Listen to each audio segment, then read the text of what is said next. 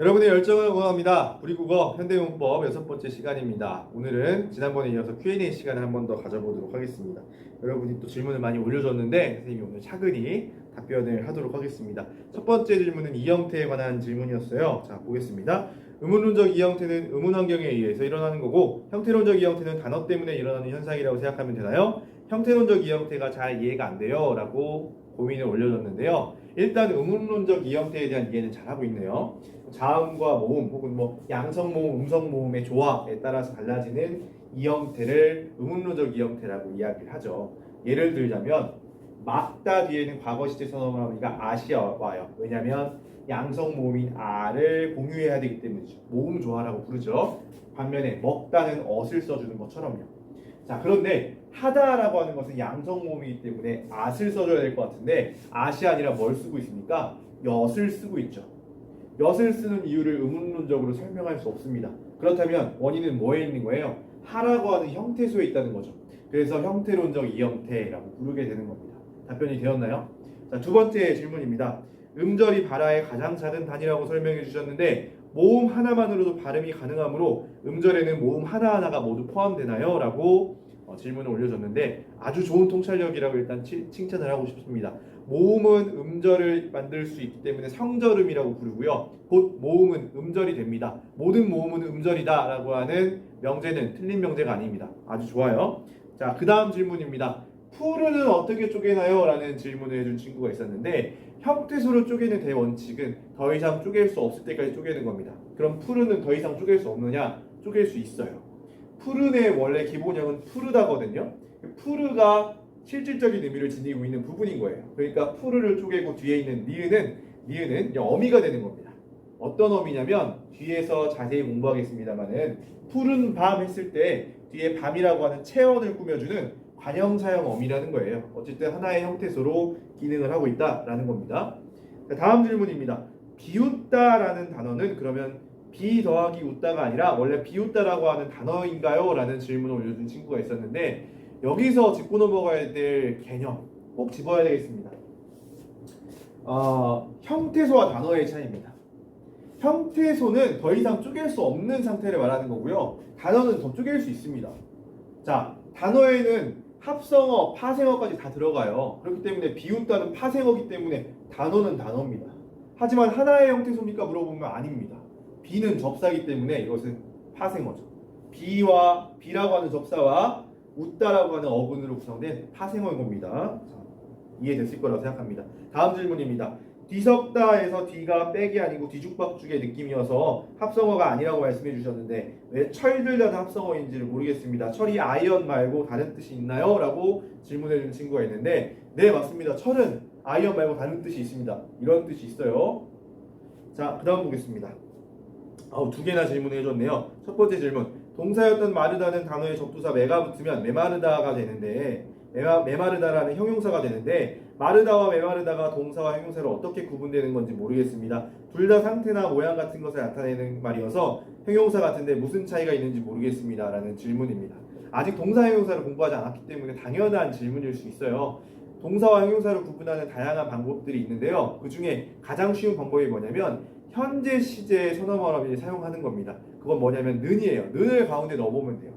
자, 예를 들어서 이걸 햇볕에 말리니 마르는구나. 는이 들어가죠. 는이 들어갈 수 있으면 이거 동사라고 해요. 현재 시제 선어말어민가 들어가면 동사입니다. 반면에 안 되거나 비문이거나 하면은 형용사가 되는 겁니다. 예를 들어서 메마르는구나 안 되죠. 메마르는구나 비문이잖아요. 우리가 일상적으로 사용하지 않는 말이지 않습니까? 그렇게 형용사로 구분을 합니다. 자, 답변이 되었는지 모르겠습니다. 두 번째, 접사의 종류인 굴절접사에 조사와 어미가 있다고 하셨는데 그렇다면 조사와 어미는 접사의 일종인 건가요? 그러면 형식 형태소인 접어두는 결국 접으로만 봐도 무방한가요? 라고 질문을 했는데요. 여기서 선생님이 딱 정하고 가겠습니다. 보통 우리가 접사하면 파생접사만 말하는 거예요.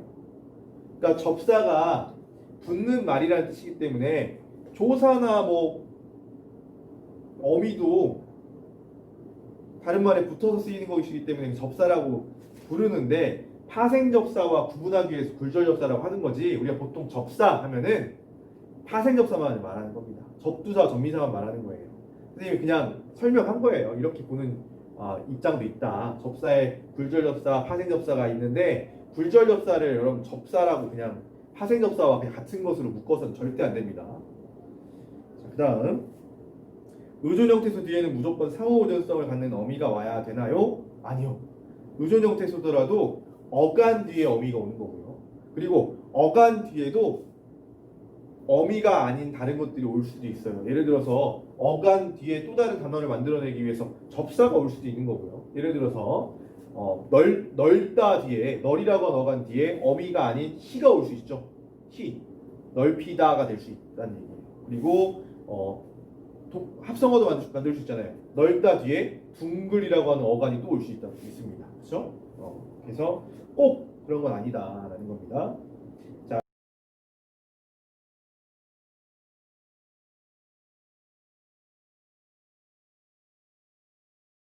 그렇죠?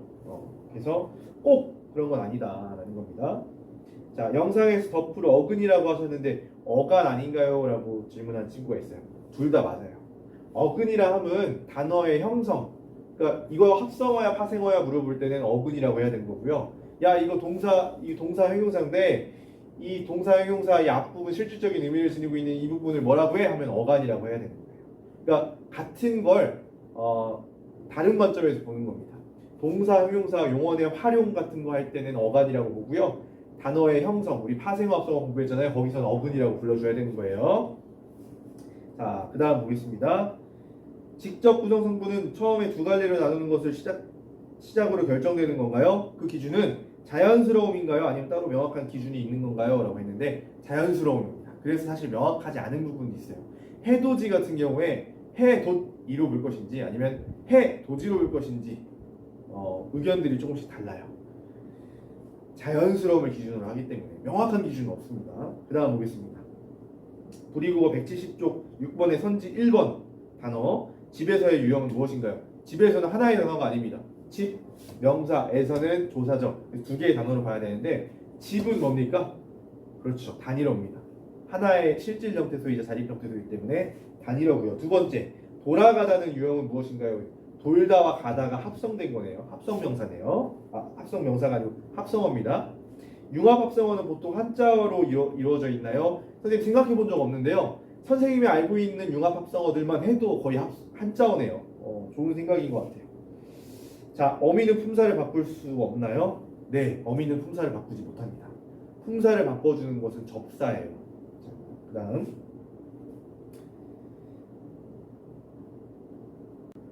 영상을 편집하다 보니까 선생님이 빼놓은 질문이 하나 있더라고요. 여기에 대한 답변까지 하고 마무리하도록 하겠습니다.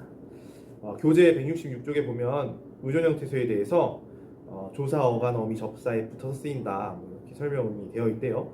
용언의 어간과 용언의 어간 결합 형태인 합성어인 경우에 왜 비동사적 합성어인지 이해가 안 된다라고 질문을 한 친구가 있는데 이렇게 생각하면 될 것 같아요.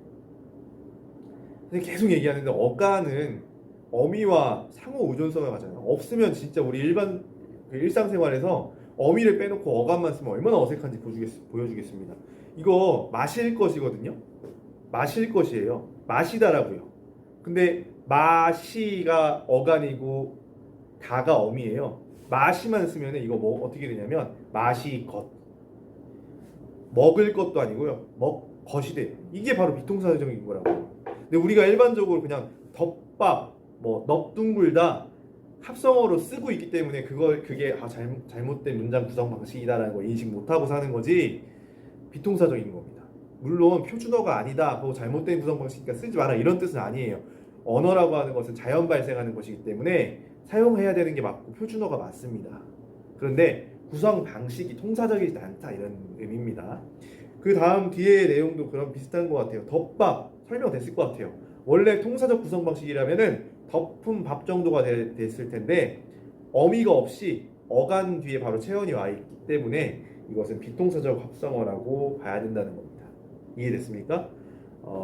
추가적인 어떤 질문들이 있으면 이제 곧 등교 계약을 하고 여러분을 만나게 될 테니까 선생님에게 질문을 하면 개별적으로 또 친절하게 설명을 해주도록 하겠습니다.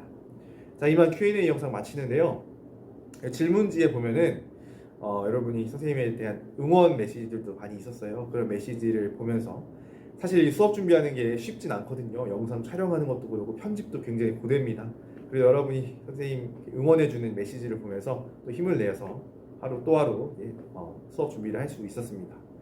여러분 고생 많았고요. 여러분의 열정을 응원합니다.